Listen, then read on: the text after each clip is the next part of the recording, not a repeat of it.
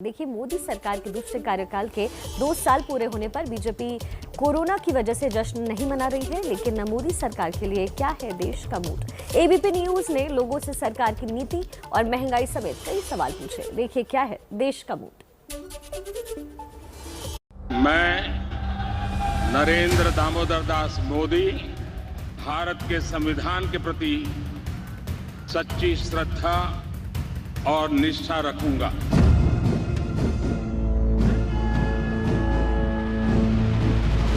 चौकीदार को रास्ते से हटा देना चाहते हैं। एलओसी से लेकर एलएसी तक देश की संप्रभुता पर जिस किसी ने आंख उठाई उसका उसी की भाषा में जवाब दिया। राम हमें समय के साथ बढ़ना सिखाते हैं। मोदी सरकार के दूसरे कार्यकाल में कई बड़े फैसले लिए गए, जिनका देश के ऊपर बड़ा जबरदस्त असर पड़ा। इसमें जम्मू कश्मीर से अनुच्छेद 370 खत्म करने से लेकर 3 तलाक और सीएए तक शामिल हैं। हमने लोगों से पूछा कि क्या जम्मू कश्मीर में 370 हटने से समाधान हुआ। इसका क्या जवाब रहा, आपको दिखाते हैं। जम्मू कश्मीर से अनुच्छेद 370 हटने से क्या समाधान हुआ?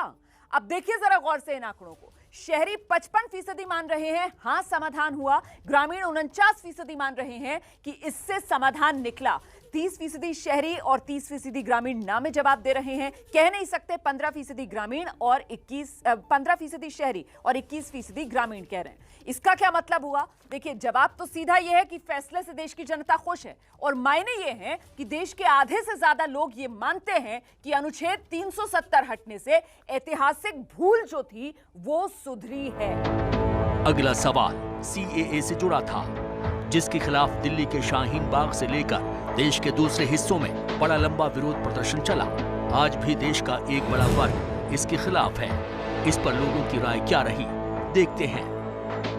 सीए लागू करने का फैसला क्या केंद्र सरकार का सही फैसला है? इस पर आंकड़े देख लीजिए आप। हाँ, 65% शहरी, 48% ग्रामीण कह रहे हैं कि हाँ। नहीं में 20% शहरी हैं, 23% ग्रामीण है। कह नहीं सकते 15% शहरी, 29% ग्रामीण। तो यह आंकड़ा बिल्कुल साफ है। इससे क्या साफ हो रहा है? इससे साफ ये हो रहा है कि शहरी ग्रामीण दोनों सरकार के साथ हैं। इसका मतलब क्या है? इसके मायने ये हैं कि तमाम विरोध के बावजूद सीएए पर देश मोदी सरकार के साथ खड़ा हुआ है। केंद्र सरकार के मंत्री हर जगह ये बात कहते हैं कि देश का चहुमुखी विकास हो रहा है, सरकार काम कर रही है। तो इसी पर हमने लोगों से जानना चाहा कि मोदी सरकार 2.0 की सबसे बड़ी उपलब्धि अब तक क्या रही है। देखिए जवाब क्या मिला। मतलब मोदी सरकार 2 का जो सबसे बड़ी उपलब्धि है वो आप किसे मानते हैं? आप इसमें देख सकते हैं आर्टिकल 370 पर जो फैसला लिया मोदी सरकार ने।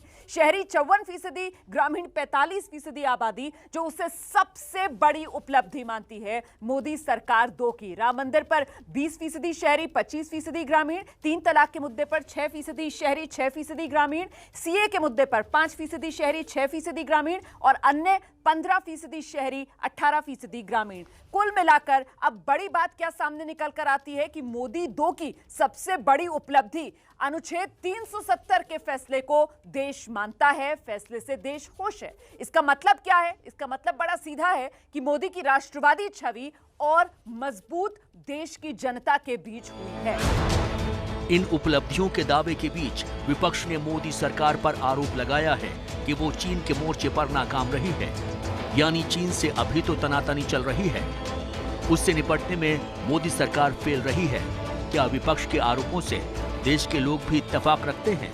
सर्वे में क्या जवाब मिला, आपको दिखाते हैं। लद्दाख इलाके में चीन का अतिक्रमण क्या केंद्र की नाकामी है? आप देख सकते हैं शहरी इलाके में 40%, ग्रामीण इलाके में 47% लोग इसे मान रहे हैं नाकामी, जबकि नहीं में शहरी में 42, ग्रामीण में 35% लोग जवाब दे रहे हैं। कह नहीं सकते 18% शहरी हैं, 18% ग्रामीण हैं। तो कुल मिलाकर यहां जो आंकड़ा वो क्या कह रहा है? वो ये कह रहा है कि लोग मानते हैं कि एलएसी पर नाकामी नहीं है। इसका मतलब क्या है? इसके मायने ये हैं कि लोगों को भरोसा है, सरकार चीन को करारा जवाब दे रही है। तो शिखा, देखिए, अभी तक सर्वे में देश का मूड जो है वो सरकार की नीतियों और फैसलों के साथ दिखाई दे रहा है, लेकिन क्या ऐसा कोरोना संकट और महंगाई पर भी लोग यही सोचते हैं? क्या किसान आंदोलन और आर्थिक मोर्चे पर भी सरकार के फैसले ठीक रहे हैं? क्या सोचती है जनता? आइए आपको दिखाते हैं।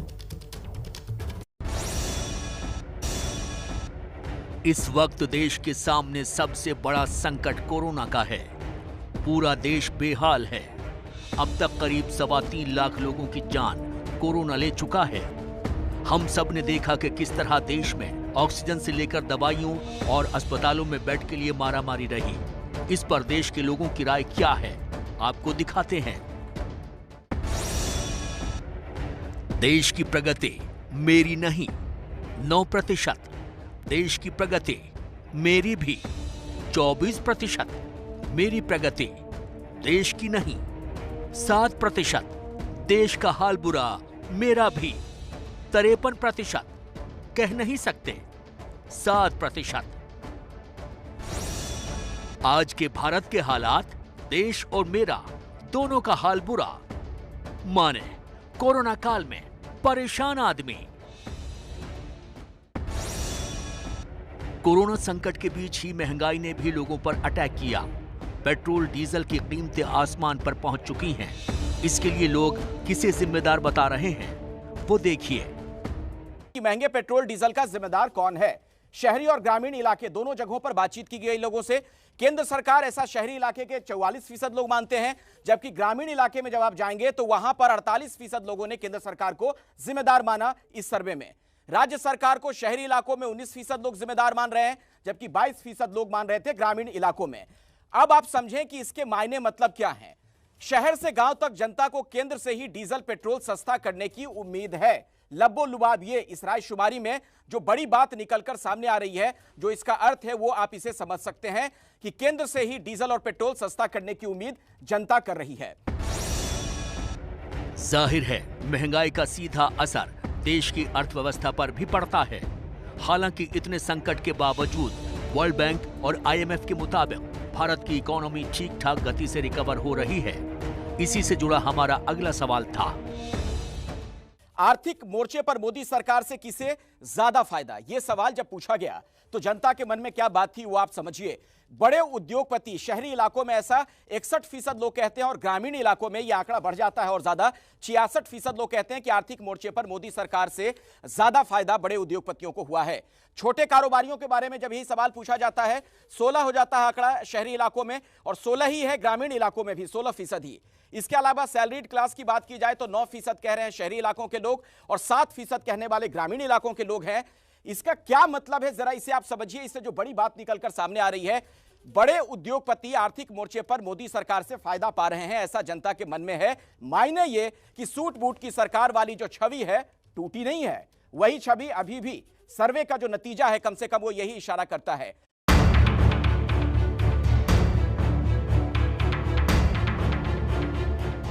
सरकार की छवि पर असर किसान आंदोलन ने भी डाला है। किसान अभी भी नए कानूनों को रद्द करने की मांग को लेकर विरोध कर रहे हैं। अभी तक कोई समाधान नहीं निकला है, गतिरोध बरकरार है। इस पर देश क्या कहता है, आपको दिखाते हैं। किसानों की मांग केंद्र को मान लेनी चाहिए, ये जब सवाल पूछा गया शहरी इलाकों में 44% लोगों ने इस पर रजामंदी दी, जबकि 41% लोग ग्रामीण इलाकों में कह रहे हैं कि किसानों की मांग केंद्र को मान लेनी चाहिए। नहीं कहने वाले 41% लोग शहरी इलाकों में, जबकि ग्रामीण इलाकों में देखिए आंकड़ा ये बदल जाता है। 29% लोग कहते हैं कि किसानों की मांग केंद्र को मान लेनी चाहिए। अब इसके मायने मतलब क्या है वो भी जरा आप समझिए कि इससे बड़ी बात क्या निकलकर सामने आती है। अगर आप इस पर गौर फरमाएं, शहरी इलाकों में भी लोग किसानों के साथ हैं, ये समझने वाली एक बात है। और मायने ये कि किसान आंदोलन का समाधान ये देश चाहता है। तो मोदी सरकार के दूसरे कार्यकाल में देश आपको मिल गया होगा, लेकिन क्या यही भरोसा ये मोदी पर भी है? क्या देश अगले प्रधानमंत्री के तौर पर भी उन्हें ही देखना चाहता है? अगले प्रधानमंत्री को लेकर देश के मन में आखिर क्या है, देखिए। कोरोना संकट से लेकर किसान आंदोलन और महंगाई तक विपक्ष ने केंद्र सरकार के खिलाफ जबरदस्त मोर्चा खोला। क्या इसका असर देश के लोगों पर हुआ है? क्या इन मुद्दों पर लोग केंद्र सरकार से नाराज दिखे? इसी से जुड़ा सवाल हमने जनता से पूछा। अगला सवाल क्या है? अगला सवाल इस रायशुमारी में, इस सर्वे में जो है वो आपके सामने, किससे ज्यादा नाराज हैं और बदलना चाहेंगे? स्थानीय व्यवस्था ऐसा कहने वाले 5% लोग हैं, राज्य सरकार 17% लोग कहते हैं, जबकि केंद्र सरकार 24% लोग कह रहे हैं। सबसे ज्यादा कह नहीं सकते वाली स्थिति में 54% लोग हैं दुविधा में, जो लोग फंसे हुए हैं। तो देखिए बात क्या है, किससे ज्यादा नाराज हैं और बदलना चाहेंगे? भरोसे के बावजूद केंद्र से नाराजगी है, ये एक बहुत बड़ी बात निकलकर सामने आ रही है। सुमित, यानी लोगों में नाराजगी तो है, लेकिन क्या ये नाराजगी ऐसी है जिससे पीएम मोदी और केंद्र सरकार चिंतित हो? इसे जांचने के लिए लोगों से हमने पीएम मोदी के कामकाज को लेकर सवाल पूछा। प्रधानमंत्री मोदी के कामकाज से कितने संतुष्ट हैं, ये सवाल था। बहुत संतुष्ट 37% लोगों ने कहा, कम संतुष्ट 25% लोगों ने कहा, असंतुष्ट 36% हैं, कह नहीं सकते 2%। तो इसमें आप देख रहे हैं बहुत संतुष्ट, कम संतुष्ट, मतलब बहुत और कम संतुष्ट मिलाकर 62% लोग संतुष्ट हैं मोदी सरकार के कामकाज से। अब इसके मायने थोड़ा गहराई से समझने होंगे, और वो ये कि दोनों को मिलाकर सम्मानजनक आंकड़ा आ रहा है। मतलब कहीं ना कहीं चिंताजनक बात सरकार के लिए बनी हुई है। यानी पीएम मोदी के कामकाज से संतुष्ट और असंतुष्ट लोगों की तादाद करीब करीब बराबर है। किसी भी सरकार के लिए यह स्थिति चिंताजनक ही होती है।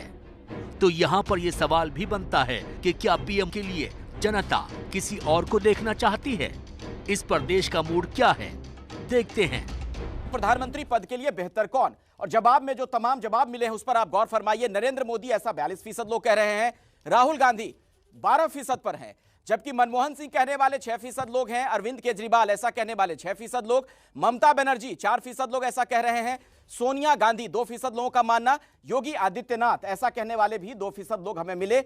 इस सर्वे के दौरान जब यह सवाल पूछा गया था पीएम पद के लिए बेहतर कौन, तो सबसे ऊपर आप देखेंगे इन आंकड़ों में 42% के साथ नरेंद्र मोदी सबसे ऊपर नजर आ रहे हैं।